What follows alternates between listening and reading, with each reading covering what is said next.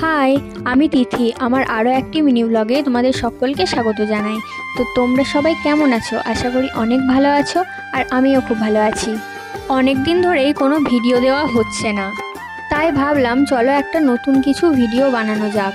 তো তোমরা হয়তো ভাবছো যে পটলগুলো কেন কাটছে, কি করবে। গতকালকে সন্ধেয় বানিয়েছিলাম পটলের চপ। রোজ রোজ পটল ভাজা, পটলের তরকারি এসব খেতে আর ভালো লাগছে না। আমি তো বিরক্তিকর হয়েইছি, সঙ্গে আমার বাড়ির সকলেও বিরক্ত হয়ে গেছে। তাই ভাবলাম চলো পটলের চপই করা যাক।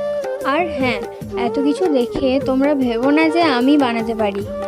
আমি শুধু পটলগুলো ছাড়িয়ে নিয়েছিলাম আর আলুর খোসাগুলো ছাড়িয়ে নিয়েছিলাম, আর বাকিটা আমার শাশুড়ি মাই সব করেছিল। তো যাই হোক, এদিকে আলু সিদ্ধটাও রেডি হয়ে গেছে, আর এইদিকে পটলগুলোকেও হালকা করে ভেজে নিয়েছিলাম। তারপর এই যে পটলের মধ্যে আলুগুলোকে এভাবে লাগিয়ে দিচ্ছিলাম, আর শাশুড়ি মা ওইগুলোকে ভেজে নিচ্ছিল। তারপর এই যে পটলের চপ রেডি হয়ে গেছে। তারপর চা করে চায়ের সঙ্গে সবাইকে গরম গরম পটলের চপ খেতে দিয়ে দিয়েছিলাম। তোমরা কে কে পটলের চপ বানিয়েছিলে অবশ্যই আমাকে কমেন্টে জানিও। বাই।